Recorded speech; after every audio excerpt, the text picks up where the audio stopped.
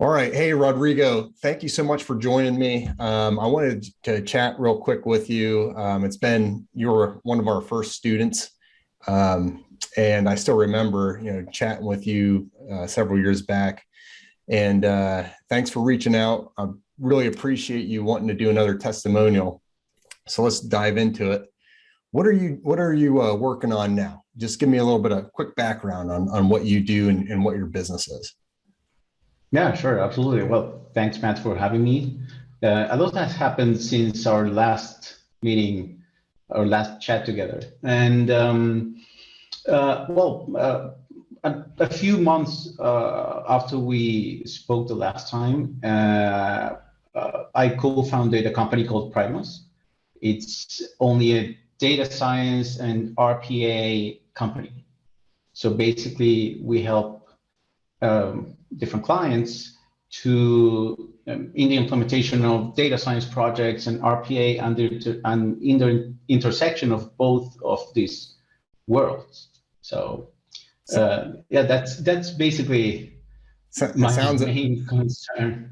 Yeah. So you're being bashful because I feel like your business that you started, which is a consulting company, and Exactly. you're now up to how many people that are on your staff? We are 24 right now. Probably we're going to get to 30 in probably a couple of weeks. Okay. Wow. There's a lot of demand, especially, well, we work with different companies from retail to mining. Well, we're based in Chile, so Chile is it's a mining country, right? We have Excellent. a lot of copper, and mining Right. companies are like huge here. So, And and are you primarily doing data science in that space or analytics in that space? Is that yeah, basically, we believe in the intersection of data science and automation. RPA Mhm. is robotic process automation, and basically, RPA tackles the problem that data science has, that it's very hard to get data in a structured and continuous way. So we implement RPA in the first place, integrating different systems, and RPA is our best friend. I mean, data science for best friend is it takes the data in a structured way, in a continuous way, in a standardized way, and so basically it's ready for the data science or the analytics team to just consume the data and start building models on dashboards or descriptive analytics, everything that you want. excellent? So yeah, so we based on that, we can jump right into developing really cool stuff. And Amazing. Yeah, no, it sounds really cool. I mean, it sounds like the whole robotic process automation or RPA process, it's giving you the data.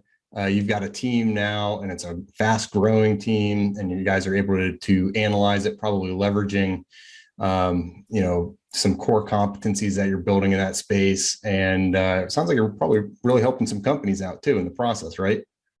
yeah, we've been helping companies of different sizes, but most of them are all like public companies that really are.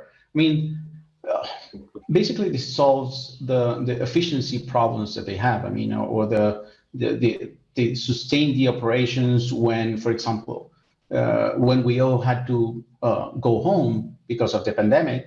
Yes. uh, Companies had to be sure that they could stay, uh, their operations are reliable and sustainable, right? Right. So it was a little bit hard at first, but then they started implementing to say, okay, so what can we do to like keep going, even though there's no one at the office, right? I Right. mean, old model, like type of work, right? Yes. Yes.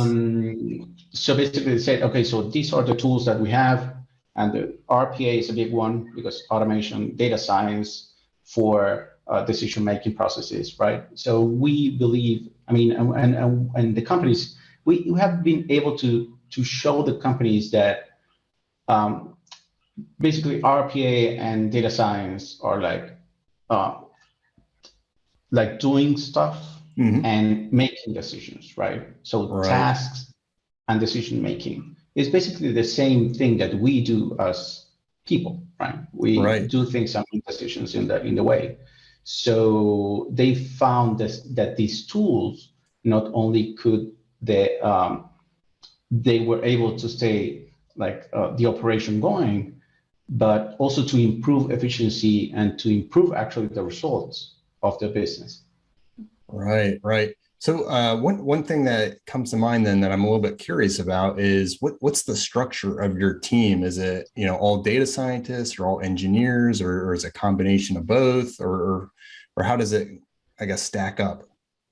It's a combination of both, basically. We have statisticians, right? We have a computer scientist, but believe it or not, we have so many. I mean, we have some people right now that are actually coming from many different backgrounds. For example, we even have I don't know how to say it, but he used to work in political science, Okay. and we have another one that he used to be a photographer. Oh, wow. That because of the pandemic, they said, okay, so I have to reinvent myself. I have to Right. learn new things, and we provided a platform that could actually open the doors for them and teach Hmm. them with RPA and data science. Some of them have actually used your courses to get like quick and rapidly being able to solve problems, right? That's that's Uh, fantastic. That's amazing. yes.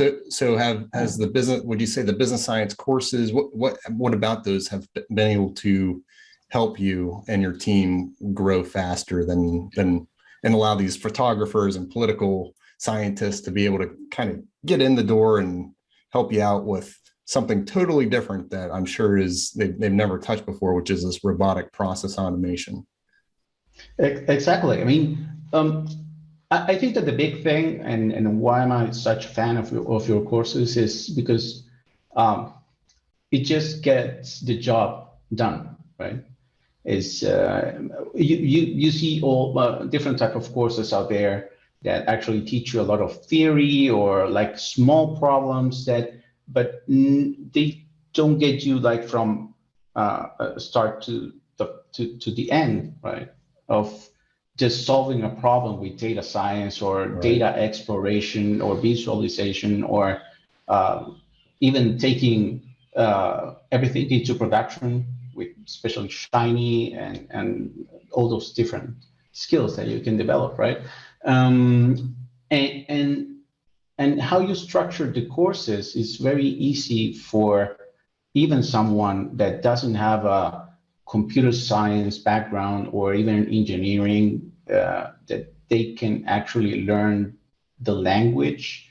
They can learn how to frame a problem. I think that is the key, right? The key is that they not only learn how to program, but they also learn how to frame a data science problem, right? A data science challenge. And I think that is the most important skill that they learn. Programming is just practice and practice and hours of just getting things done, right? Right. But Right. learn to how to frame a problem, understand what is actually what what is the actual problem. That is the hardest part, right? That, And I think that your courses really help and give a specific framework to actually achieve that. right. Well, that's amazing. I really appreciate you saying all these kind words. At the end of the day, it's about your customers and your business and how you can best meet the needs of them in a quick and efficient manner, and also getting people up to speed fast is all part of that process of training, getting them in the door, and then how quickly can you get them to being productive is the name of the game, I would imagine.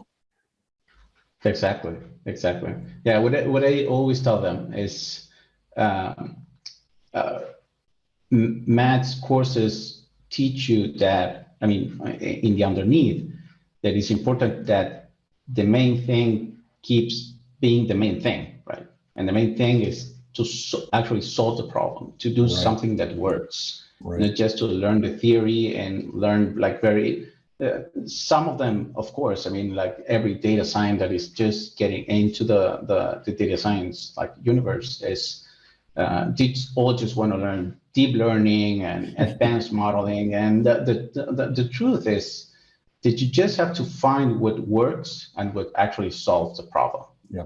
Then you can move forward. And of course, but the thing is that the client in the end, they just want something that works, that something that can be implemented in a reasonable like time span, and that is actually measurable. Right. And I think that, well, your courses have all those like marks, all those checks, right?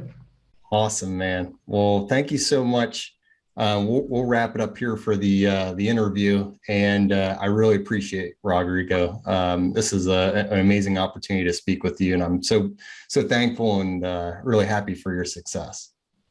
No, thank you, and well, congratulations on what you built. It's great. I really encourage everyone to get your courses, to enroll in your courses, and well, keep up with business science, and I'm sure that you're going to go much further than you are right now. Oh, I hope so. We're growing pretty fast, and we're kind of at the point where it's stretching me pretty thin, but it's a good busy. So, all right, I'm gonna hit the stop